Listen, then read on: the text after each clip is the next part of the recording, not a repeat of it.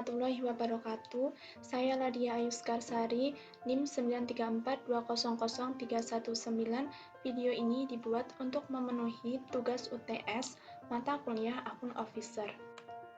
Yang pertama, apa yang harus dilakukan oleh seorang akun officer untuk mengetahui kredit tersebut dapat dikatakan layak atau tidak, yaitu dengan melakukan analisa penilaian kelayakan terhadap kredit dengan menggunakan prinsip 5C yang meliputi karakter, kapital, capacity, collateral, dan juga condition. Yang pertama mengenai karakter. Analisa ini yaitu dilakukan dengan melihat karakter dari calon nasabahnya. Caranya yaitu dengan mengumpulkan berbagai informasi dari calon nasabah dan beberapa bank lain tentang perilaku calon debitur dan juga tentang ketertibannya dalam membayar kewajiban pada bank lain. Yang kedua mengenai kapital. Kapital ini terkait dengan kondisi aset dan keuangan dari calon nasabah. Bank harus melakukan analisa modal yang dimiliki oleh calon debitur. Apakah struktur modalnya termasuk bagus atau tidak? Kemudian yang ketiga ada capacity.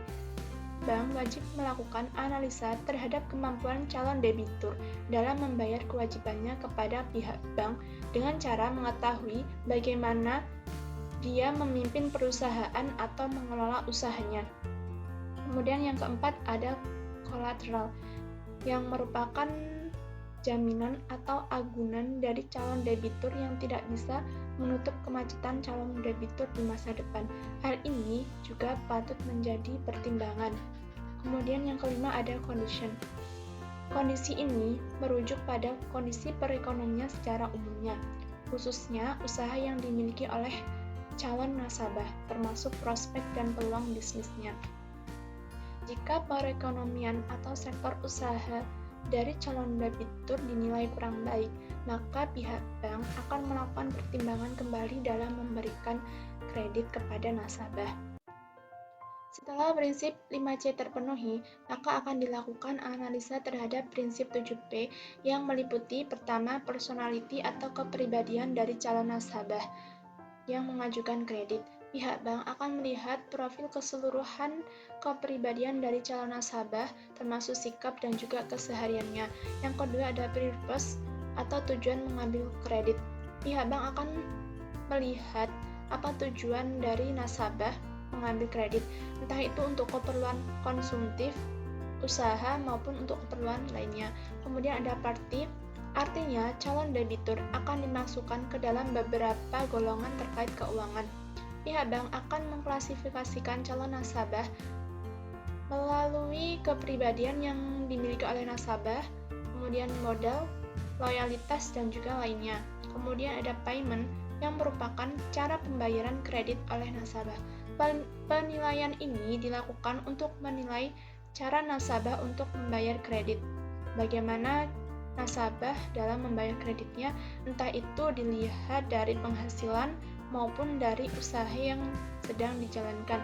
Kemudian ada prospek, yaitu untuk menilai harapan ke depan terutama terhadap objek kredit yang dibiayai. Kemudian profitability, yang artinya kredit yang dibiayai oleh bank akan memberikan keuntungan bagi kedua belah pihak. Jadi, kredit yang diberikan kepada calon nasabah itu dapat menguntungkan pihak bank. Kemudian yang terakhir ada protection, artinya pelindungan terhadap objek kredit yang dibiayai. Pelindungan ini tidak hanya sebatas jaminan yang berupa fisik, tetapi juga berupa asuransi yang dimiliki oleh nasabah. Yang kedua mengenai jika terdapat hambatan atau kendala yang dialami oleh nasabah di tengah pandemi COVID-19, di mana mengakibatkan tidak sanggup membayar angsuran atau cicilannya sesuai waktu yang disepakati. Apa yang harus dilakukan oleh seorang akun officer? Jadi ini termasuk dalam kategori kredit bermasalah atau kredit macet, yang merupakan suatu keadaan di mana calon nasabah tidak mampu membayar sebagian atau seluruh kewajibannya kepada bank sesuai dengan yang telah diperjanjikan atau sesuai dengan yang telah disepakati. Jadi, penanganan dalam kredit macet yang pertama itu dengan melakukan rescheduling atau penjadwalan kembali. Cara melunasi kredit macet yaitu dengan menyesuaikan kembali tenor pinjaman. Perpanjangan tenor ini akan disesuaikan dengan kemampuan debitur dalam membayar cicilan. Yang kedua ada reconditioning atau persyaratan kembali. Cara ini itu dilakukan dengan penyelamatan kredit dengan mengatur persyaratan kembali, yaitu meliputi perubahan terhadap sebagian persyaratan atau seluruh persyaratan kredit. Tidak hanya menyangkut jangka waktu dan besaran angsuran pokok bunga, reconditioning ini juga dilakukan dengan menyesuaikan terhadap situasi yang dihadapi oleh debitur atau permasalahan yang dihadapi oleh debitur. Kemudian yang ketiga ada restructuring atau penataan kembali.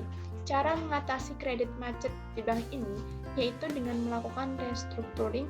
Penyelamatan kredit ini dengan cara mengubah seluruh persyaratan kredit termasuk bila memungkinkan mengkonversi tunggakan baik pokok maupun bunga dengan menjadi pokok pinjaman.